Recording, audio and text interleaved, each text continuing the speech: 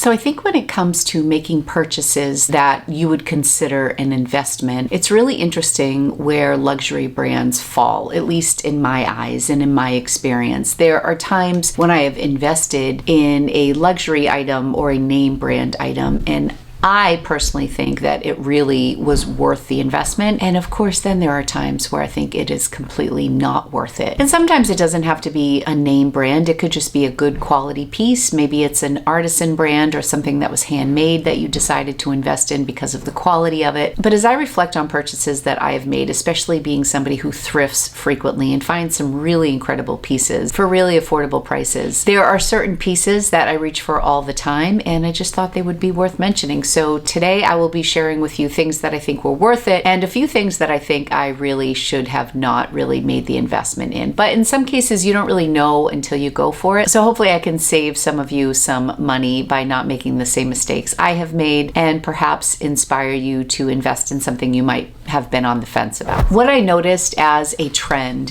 when it comes to things that I was happy that I invested in, they often came down to staple items like boots or jackets that I can use season after season, year after year. And one item in particular that I bought pre-COVID, so it's at least 6 years old, I want to say it's like 7 or 8 years old, is I invested in a Canada Goose jacket. Jay got it for me for a Christmas present. I was really excited about it when I first bought it, but I was in between sizes, between a large and an extra large, and I opted to get a size large. Then I gained weight and the large really didn't fit me. So sadly, when it came to this Canada Goose, there was a lot of guilt and shame that I felt because we had invested in such an expensive piece. These days, fortunately, it fits me really well, and having moved to Boston, I am outside a lot more. It is a piece that I am really happy that I invested in. This is not a plug for Canada Goose because I think they are very overpriced, and I was definitely lured in by the brand name at the time. They were huge. One decision I made that I'm really happy about to this day, and I was happy about when I bought it, was I decided not to get the red patch. I opted to get the black patch because I wanted it a little bit more toned down. I love the cut of the jacket. It keeps me so warm. One of the design elements that I really liked about this jacket is there's a zip in the back that you can unzip, and it gives you a little more space if you're wearing something bulky, or in my case, when I was a little bit heavier, this made it fit a little bit better. Sometimes I know it's a very good investment where I'm no longer looking for anything to replace it. And I have not looked for a winter coat in a long time, except for when this was too small for me. But you can probably find a Columbia jacket or an LL Bean or a North Face that keeps you just as warm as this Canada Goose. And you might be able to save some money and still have a great piece that was worth investing in. I'm curious what you all think about the idea of investing in a luxury brand like Canada Goose or any of the other brands I might mention today. Is there an element, if you're being honest with yourself, like I'm trying to be, is there a small piece of you that maybe takes better care of it? A, because you spent more money, or B, because it is a brand name? I think there's an interesting psychology behind that I'm not going to get into today. It's just food for thought. I do find that on my list of items today, some of these luxury items I feel like I am just more careful with because I spent more money on them. It doesn't mean that they are better quality. It just means I have taken better care of it. Take all of these brand names I'm sharing with you today with a grain of salt, because it's not necessarily about the brand name, but it's about the value to you.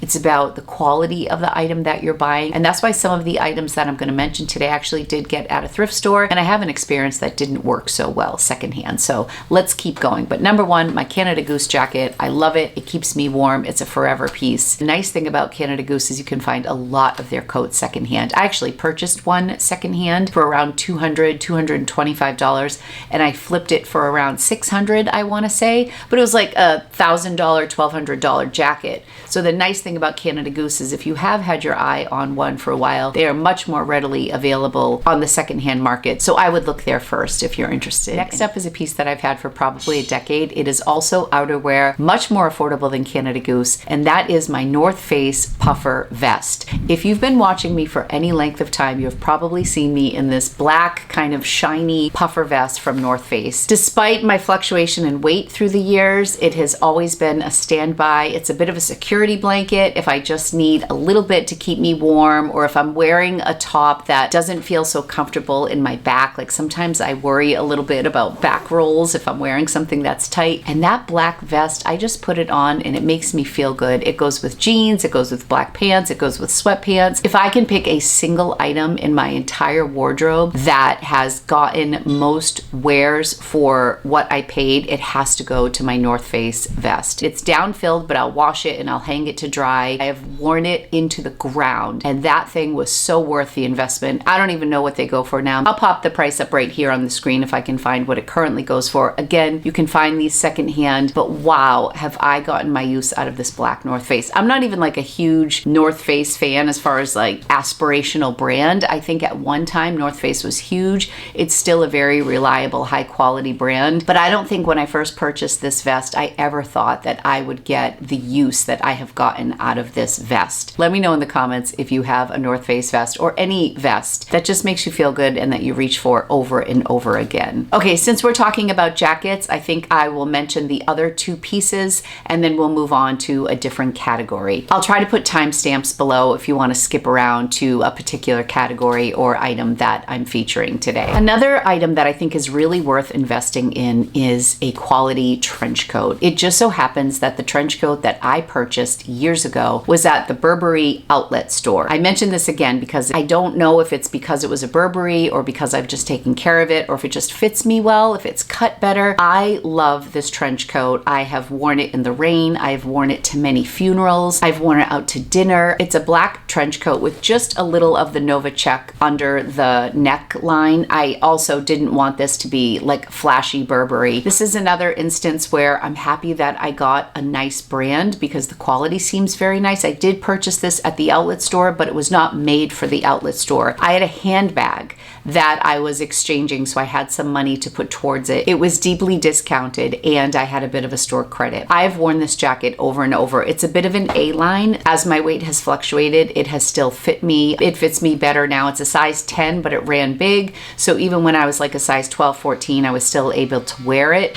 Sorry, they're still drilling upstairs. This is one of the last days that the guys are here doing work at the house. So if you hear drilling, it's almost over. Something that I'm wearing today was very much a great investment, but I did not spend a lot of money on it. And that is a wool blazer. This is a black wool blazer. It's unbranded, but it has the wool mark on the inside. I love that it has the gold buttons. It's very classic. Blazers is a category that I think is readily available at the thrift store. I have multiple blazers that I have bought secondhand. I have a houndstooth blazer that I bought secondhand. Even though I think a nice black wool blazer is a worthwhile investment, I don't think you have to spend a lot of money to get one. All of the blazers that I reach for in my closet have been thrifted. So right now I'm on the Madewell site and they have the Peak Lapel double-breasted blazer. It's on sale for $199, regularly $278. Aritzia Babaton women's producer wool blazer is $248. Quince has a wool blazer for just $130. But if I were giving advice, I would say to look for your blazers at the thrift store before you pay retail. Now I want to take a second to talk about something else that is very worth the investment, and that is your skin. Thank you to Okoa for sponsoring today's video. I've been testing out Okoa's dual action lifting cream for a little while now, and the results have really blown me away. As we get into our 40s and 50s, it's not just the wrinkles we are worried about. There's that subtle loss of lift that kicks in, especially around the jawline and in the neck area. What I love about this lifting cream is that it works on two timelines. You get an immediate tightening effect when you apply this to your skin. You can actually feel it firming your skin within seconds after it's been applied. It's crazy. But it's also powered by Idealift, a clinically tested peptide that helps support elastane production in your skin. So you get visible results immediately, but then it also has long-term effects. What I love about this product too is that if you have a favorite moisturizer, you can use that under their lifting cream. But they also provided me with a daily hydration moisturizer that I've been using underneath. Today, I decided to use my own serum underneath. Then I used the lifting cream, and then I put this moisturizer over it. I personally find that when you have a top layer of moisturizer on top of the lifting cream, your foundation goes on a little bit more smoothly. So I did that today and it worked beautifully. I notice especially on my jawline over here that this does some magic when it comes to firming and lifting. It also contains hyaluronic acid, green tea for antioxidant, and aloe vera to soothe your skin. There's a lot of good stuff in here. Akoa skincare has been a total game changer for me, so I made sure to get you the best deal too. Grab your order for 15% off with my link and code LORI15. I'll have everything linked below for you. And thank you again to Akoa for sponsoring today's video. I want to talk a little bit about boots. My Melissa tall riding boots from Fry were so worth the investment. My daughter was still dancing when I bought them. She's 24 now, so they're at least 8 years old. I wear them all the time. I ended up getting like a cognac brown. I had to get the wide calf at the time. I still don't know that the thinner style would fit me great, but I was grateful they had the wide calf option. I've worn those boots so much. I've worn them with black leggings. I've worn them with denim. I feel like they have elevated so many outfits. They are, to me, the quintessential brown leather boots for fall. Just beautiful. I did pay retail for those, although I did shop around, and I think they're much more available on the secondhand market. If you were watching me around the holidays, I always do a thrifted gift bag for each of my kids. And for Angelina, I ended up thrifting her a pair of black Fry boots, the same style. I got them secondhand on eBay and I only paid $60. However, she wore them once and the sole separated from the bottom of the shoe. I would 9 times out of 10 tell you to thrift them if you could find them. And there were so many instances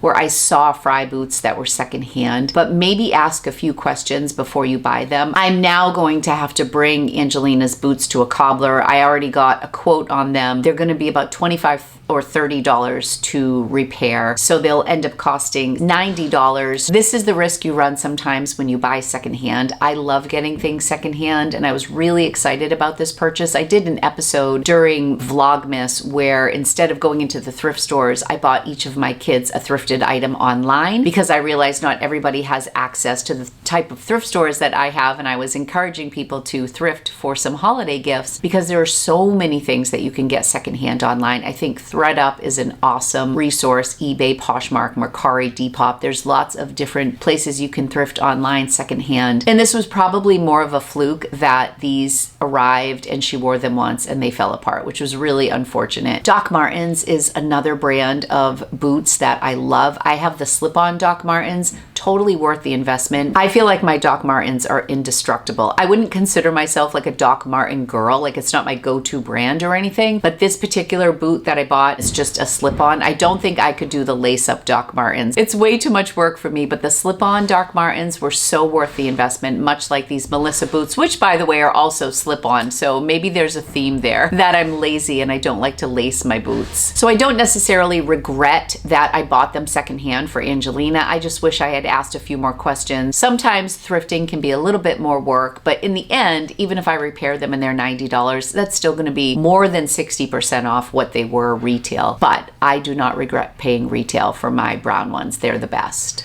Something that I have paid retail for on multiple occasions that I wouldn't consider a regret, but that I won't ever do again for myself is UGG slippers. And it's not that they aren't good quality. I have just found great quality in slippers elsewhere, mainly LL Bean and Quince. I have been raving about the LL Bean Wicked Good slipper for years. I have bought these slippers pre-owned and I have flipped them many times. I've bought them pre-owned and I've kept them. I've purchased them new for pretty much every family member. I absolutely love the Wicked Good slipper from LL Bean. So worth the investment. Usually around the holidays you can get a coupon, and I definitely got my use out of my UGG slippers. I just don't think they're worth the money, which is more like $140 to $160 I would say for the slippers. I did buy my son's girlfriend the UGG equivalent of these slippers and she absolutely loved them. I bought them for her 2 Christmases ago and they're one of her favorite things. I was able to get these from Quince Quince, and I love these slippers. I paid $50 or $60 for these, and they are fantastic. The main thing I think to look for when you're buying off-brand slippers is the real authentic shearling liner, and make sure it's not just like a polyester, because that's what keeps you warm. And then these are real leather. So I love these Quince ones. I've actually been wearing these more than my LL Bean slippers because I think my LL Bean slippers are in Boston. So I've been wearing my Quince ones around the house. I don't plan on ever buying UGG slippers again. Okay, this next one I'm going to talk about, it may be too soon to say it was worth it, but I actually bought an off-brand version of this that lasted me probably 12 or 13 years. Finally, I just threw out the off-brand one and invested in the real McCoy, and that is my Mason Pearson brush. This has boar bristles. It is just the best. I would have repurchased the off-brand one that I had for several years. I bought it through my hairdresser at the time. I just didn't know what brand it was. Any branding had been worn off. The handle was wooden. This handle is plastic. These brushes are made in England. I was able to get this on sale for like 20% off. I believe I got this at Nordstrom, and it took a while for it to come in. I think knowing that the other brush lasted so long, I was just willing to invest. These are like $200 brushes, which is crazy. This goes back to what I was saying earlier. Do I take better care of this because of the brand? Do you ever find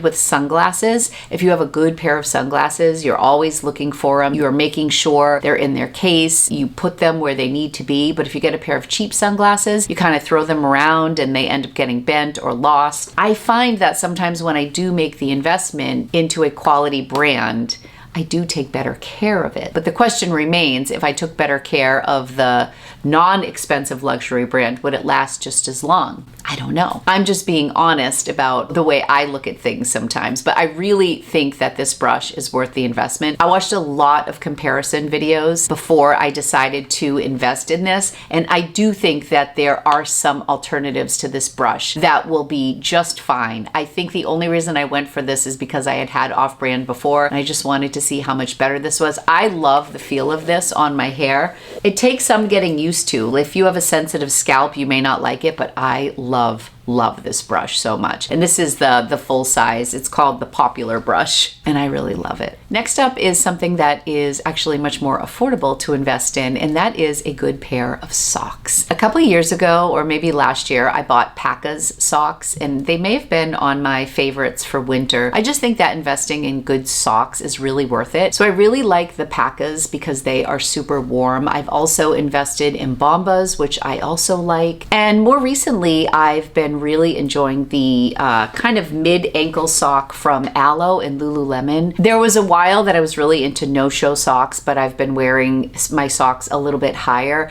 and Aloe and Lululemon both make really nice socks. I would say they're like between $15 and $19 for a single pair of socks, but I love them, and I wear them all the time with my New Balance sneakers, and I think they're well worth the investment. The socks that I'm obsessed with on Amazon that are super inexpensive, they're called the H-Style socks. I will link these socks below. They're $5.98. They have multiple colors. The mixed colors are more expensive. They're $14.99. You get 6 pairs of socks for $5.98. Over 30,000 pairs of these socks have been sold on Amazon. So I'll be sure to link everything I can below for you. I would say if I had to pick what the best investment was, I would say it is my Paca's. They're wool and warm, and they don't make my feet sweat, and they're not super thick. I hate thick socks with shoes. If I'm just walking around the house, I don't mind thick socks, but I don't like super thick socks. So Paca's have been one of my favorite, and I'm really happy that I invested in them. I want to talk about my fisherman cardigan from Quince. Now I'm going to talk a little bit about things that I love, but then some things that I really regret spending money on. So I have a full video talking about the comparison of my Quince cardigan sweater to the Jenny Kane sweater that I bought when I was in California. And hands down, I like my Quince cardigan more because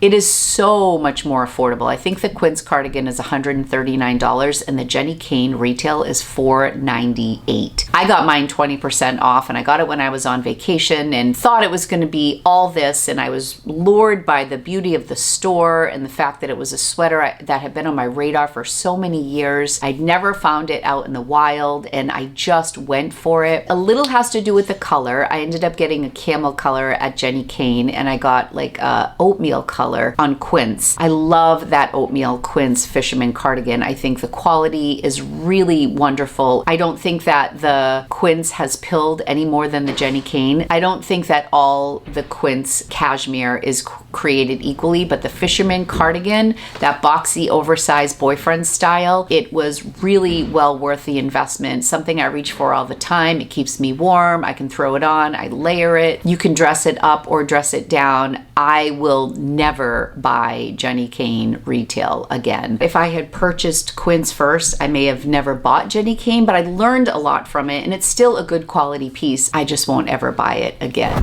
One other thing that I am so happy I invested in is this beautiful Michelle watch. I've been looking at mechanical watches lately. This is a quartz watch, but I love this watch, and I got this at TJ Maxx many years ago. It was another like birthday or Christmas gift. A few years after I bought this was when Apple Watches came into the scene and became really popular. Fitbits, all of the tech watches that tracked fitness and whatnot. Since that time, I have probably purchased 2 or 3 Apple Watches in probably the same amount, 2 or 3, maybe even 4 Fitbits through the years. None of those are currently things that I am wearing. Some are just completely outdated. The technology doesn't work anymore, or it's so slow, it's just not worth it. I wish that I hadn't spent so much money on digital watches. So this had been in my jewelry box just unused for so many years, and I was able to just pick it up, get a battery put in it, and it's like brand new. I will probably be able to pass this down to Angie or a granddaughter in years to come. This watch is so beautiful. It's timeless. I'm so happy that I invested in this.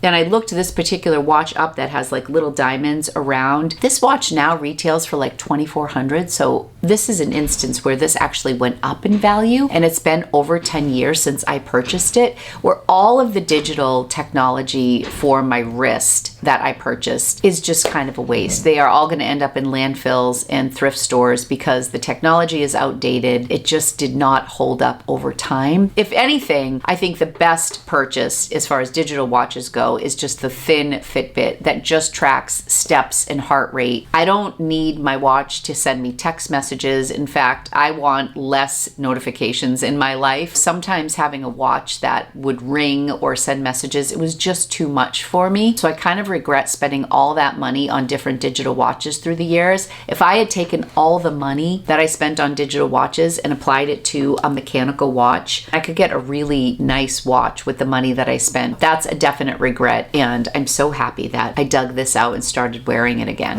One regret I've had with luxury items is purchasing handbags that are heavily branded. One specifically is a Christian Dior bag. I bought it on the RealReal, and I actually got it for probably 30 to 40% off retail, and it was in mint condition, and I love the bag. It's the Delight, the Lady Dior Delight. I love the style of the bag. It's an iconic style. You look at it and you know it's Dior, and I actually love the branded Dior bag charm that hangs off of it. What I don't love is that it says Christian Dior across the front. And when I bought it, I thought that was great. 4 or 5 years later, I look at it and I think, gosh, I wish it didn't say Christian Dior. I just wish everything was the same, but it didn't say Christian Dior. I find when I wear it now, I turn it so that the logo faces the inside when I wear it, and I love it. It's a really cute date night bag, a little top handle, has a removable strap, really cute for a girl's night out or a date night. It's adorable, but it's too heavily branded. So that's all for today's video. I would love to hear from you. Is there something that you invested in that you really think was worth it? And alternatively, is there something that you kind of